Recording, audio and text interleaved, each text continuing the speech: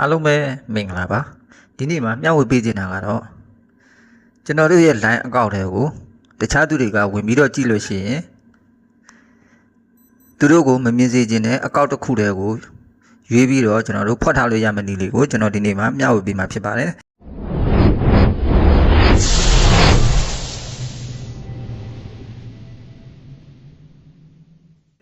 ဒီနည်းလေးကတော့တကယ်ချင်းနေနဲ့ရေးရတဲ့စာတွေကိုလည်းဖျက်ရမလို့ဓာတ်ပုတ်တွေကိုလည်းဖျက်ရမလို့ပဲနဲ့ဖွက်ထားလို့ရတဲ့နည်းလေးပဲဖြစ်ပါတယ်ဒီနည်းပညာလေးကိုစတင်ဖို့အတွက်မိတ်ဆွေတို့ရဲ့ဖုန်းထဲမှာရှိတဲ့ line application လေးကိုနှိပ်ပြီးတော့ဖွင့်လိုက်ပါ line account ဖွင့်ပုံဖွင့်နေရတော့ကျွန်တော်ရဲ့မိတ်ဆွေများပြုလုပ်တတ်လိမ့်မယ်လို့ယုံကြည်ပါတယ်တကယ်လို့ line account ဖွင့်နေမသိသေးဘူးဆိုရင်တော့ကျွန်တော်ရဲ့ channel ထဲမှာဝင်ရောက်ပြီးတော့လေ့လာနိုင်ပါတယ် line account ဖွင့်ပြီးကိုကျွန်တော်တင်ပေးခဲ့ပြီးဖြစ်တဲ့အတွက်ကျွန်တော်မပြတော့ဘူးเนาะတကယ်လို့ပေါ့နော်မိတ်ဆွေတို့ရဲ့ line account ထဲမှာတခြားသူတွေဝင်ကြည့်လို့ရှိရင်တခြားသူတွေကိုပေါ့နော်မိတ်ဆွေတို့ကမမြင်စေချင်တဲ့ account တွေပါရှိမယ်ပေါ့နော်ကိုယ့်ရဲ့ချစ်သူနဲ့ရေးရတဲ့စာတွေပဲဖြစ်ဖြစ်ဒါမှမဟုတ်ရင်ကိုယ့်ရဲ့အရေးကြီးတဲ့တငယ်ချင်းတွေပါတနာတွေနဲ့ပေါ့နော်ရေးရတဲ့စာတွေကိုတခြားသူတွေမမြင်စေချင်ပေါ့နော်အဲ့ဒီအခါမျိုးမှာအဲ့ဒီ account ကိုဖွက်ထားခြင်းနဲ့ဆိုလို့ရှိရင်ကျွန်တော်တို့ဘာလုပ်ရမလဲဆိုတော့အဲ့ဒီဖွက်ထားခြင်းနဲ့ account ကိုလက်လေးနဲ့တစ်ချက်ဖိနှိပ်လိုက်ပါကြာလေးဖိနှိပ်လိုက်ပါနော်1စက္ကန့်2စက္ကန့်လောက်ဖိနှိပ်လိုက်ပါအဲ့လိုမျိုးနှိပ်လိုက်တာနဲ့ဒီပေါက်လေးပေါ်လာမှာဖြစ်ပါတယ်ဒီပေါက်လေးပေါ်လာပြီဆိုရင်တော့ဒီပေါ်နာကစာတန်းလေးကိုတစ်ချက်နှိပ်လိုက်ပါပြီးရင်ဒီကျွန်တော်ပြတဲ့နေရာလေးကိုပဲထပ်ပြီးတော့နှိပ်လိုက်ပါဒါဆိုရင်တော့အဲ့ဒီအကောင့်လေးကဒီနေရာနေပြီးတော့ပျောက်သွားမှာဖြစ်ပါတယ်အခုလိုမျိုးကျွန်တော်တို့အဲ့ဒီအကောင့်ကိုဖြောက်လိုက်တာဝှက်လိုက်တာသူနဲ့ရေးထားတဲ့စာတွေလည်းမပျောက်ဘူးเนาะဓာတ်ပုံတွေလည်းလုံးဝမပျောက်ဘဲနဲ့ကျွန်တော်တို့ဖွက်လိုက်တာဖြစ်ပါတယ်တကယ်လို့ပေါ့နော်မိတ်ဆွေတို့ကအဲ့ဒီအကောင့်ကိုပြန်ပြီးတော့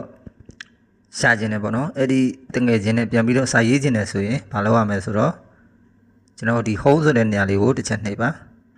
home ကိုနှိပ်ပြီးသွားရင်ဒီပေါ်နာက setting ကိုတစ်ချက်နှိပ်လိုက်ပါ setting ကိုနှိပ်ပြီးလို့ရှိရင်အပေါ်နာကိုဆွဲတင်လိုက်ပါအပေါ်နာကိုဆွဲတင်ပြီးဒီအောက်နာက chat ဆိုတဲ့နေရာလေးကိုတစ်ချက်နှိပ်ပါ chat ကိုနှိပ်ပြီးရင်အပေါ်နာကိုဆွဲတင်လိုက်ပါအပေါ်နာကိုဆွဲတင်ပြီးဒီအောက်နာမှာ hidden chat ဆိုတဲ့စာတန်းလေးပေါ့နော်အဲ့နေရာလေးကိုတစ်ချက်နှိပ်ပါဒါဆိုရင်တော့ဒီနေရာမှာကျွန်တော်တို့ဝှက်ထားတဲ့အကောင့်တွေကိုတွေ့ရမှာဖြစ်ပါတယ်မိတ်ဆွေတို့ကအကောင့်တစ်ခုတည်းကိုပဲဝှက်ထားတယ်ဆိုရင်အကောင့်တစ်ခုတည်းပဲဒီနေရာမှာတွေ့ရမှာဖြစ်ပါတယ်ကျွန်တော်ကခုနကတော့ကျွန်တော်ဝှက်ပြတဲ့အကောင့်ကဒီအကောင့်လေးပေါ့နော်အဲ့ဒီအကောင့်ကိုပြန်ပြီးတော့စာရေးခြင်းနဲ့ပြန်ပြီးတော့ဖော်ခြင်းနဲ့ဆိုရင်ဒီအောက်နာက edit ဆိုတဲ့နေရာလေးကိုနှိပ်လိုက်ပါပြီးရင်တော့ unhide chat ဆိုတဲ့နေရာလေးကိုတစ်ချက်နှိပ်လိုက်ပါဒါဆိုရင်တော့အဲ့ဒီအကောင့်ကဒီနေရာနေပြောက်သွားမှာဖြစ်ပါတယ်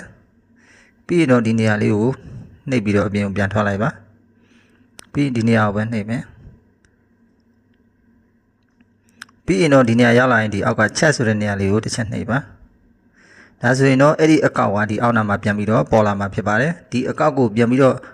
နှိပ်ပြီးဖွင့်ကြည့်မယ်ဆိုလို့ရှိရင်သူနဲ့ရေးထားတဲ့စာတွေသူနဲ့ပို့ထားတဲ့ဓာတ်ပုံတွေကိုပြန်ပြီးတော့တွေ့ရမှာဖြစ်ပါတယ်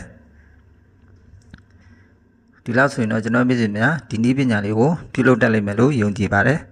နောက်ကိုလည်းနည်းပညာသစ်လေးတွေကိုမျှဝေပေးအောင်မှာဖြစ်တဲ့အတွက်ကျွန်တော်ရဲ့ channel လေးကို subscribe လေးနှိပ်ထားပေးဖို့မမေ့ပါနဲ့เนาะကျွန်တော်မျက်စိများအားလုံးရှင်လန်းချမ်းမြေ့ကြပါစေခင်ဗျာ